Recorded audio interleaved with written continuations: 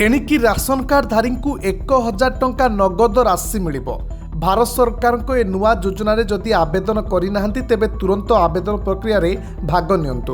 वर्तमान भारत सरकार एक नुआ योजना आरंभ करने को जाउछंती। एथिरे राशन सह मासिक 1000 टंका प्रदान कराजिबो।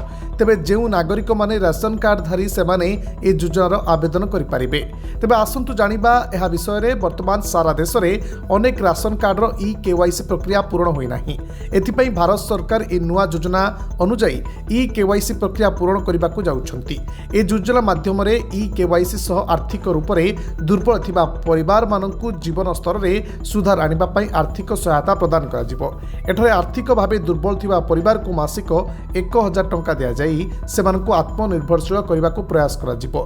नुआ वर्ष जनवरी मासरु ए योजना लागू करा जिवो। एथिपई जे लोके एपर्यंत ई-केवाईसी आवेदन प्रक्रिया रे भाग नै नाहंती सेमाने खूब शीघ्र आवेदन करंतु। एथिपई डिसेंबर 30, 2024 तारिख को आवेदन पई शेष तारिख भाव रखा जाइछि। जो माने ए अवधि मध्य ई-केवाईसी आवेदन न करंती सेमाने नुआ वर्ष राशन नेबारु वंचित रहबे।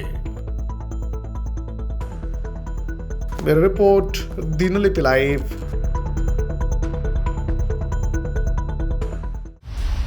दिनलिपि लाइव को एबे ही लाइक शेयर सब्सक्राइब करंतु।